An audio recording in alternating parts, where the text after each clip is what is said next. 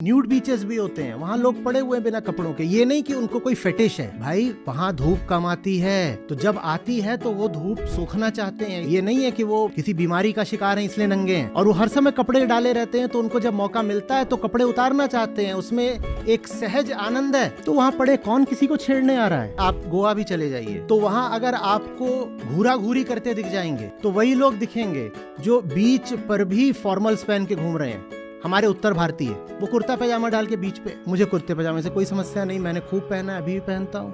मैं जो समझाना चाह रहा हूँ वो समझिए। ये होते हैं जो बिकनी वाली लड़कियों को खूब घूर रहे होते हैं, क्योंकि ये जिस समाज से आए हैं वहाँ वर्जनाएं बहुत हैं, तो ये घूरा घूरी करेंगे। कोई बड़ी बात नहीं कि आगे छेड़ाछाड़ी भी करें, वही छेड़ाछाड़ी बलात्कार बन जाए, क्या पता। प्रकृति में कोई जीव इतना कामी नहीं है जितना मनुष्य, इसलिए क्योंकि कोई जीव उतनी वर्जनाओं में नहीं जीता जितना मनुष्य जीता है।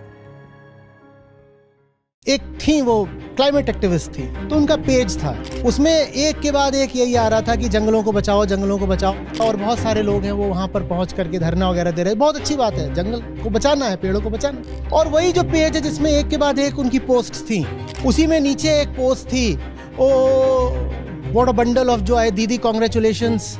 मैंने कहा ये इससे बड़ा पाखंड हो सकता है? आप बात कर रहे हो जंगल को बचाने की, और यहाँ पे आपने वो बच्चे की डाल दी है what a bundle of Joy, दीदी कांग्रेचुलेशंस।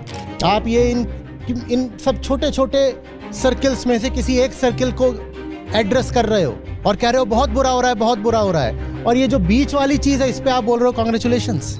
इससे बड़ा पाखंड हो सकता है? आज बच्चा पैदा होना बधाई की बात है, जिम्मेदारी की बात हो सकती है, पर बधाई की बात तो मुझे आज नहीं दिखाई देती।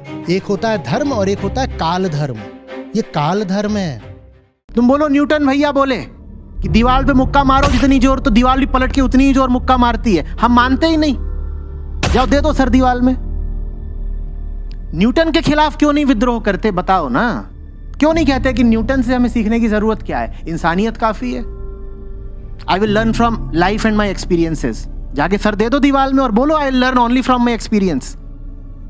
नहीं, तब नहीं बोलोगे, तब तत्काल मान लोगे भाई न्यूटन ने बोला है तो बात ठीक ही होगी। ये वो लोग हैं जो ये कह रहे हैं कि मैं किसी से नहीं सीखूंगा कि गाड़ी कैसे चलाते हैं, चाबी निकालो, मैं लेके सीधे सड़क पे जाऊंगा और सीख लूंगा।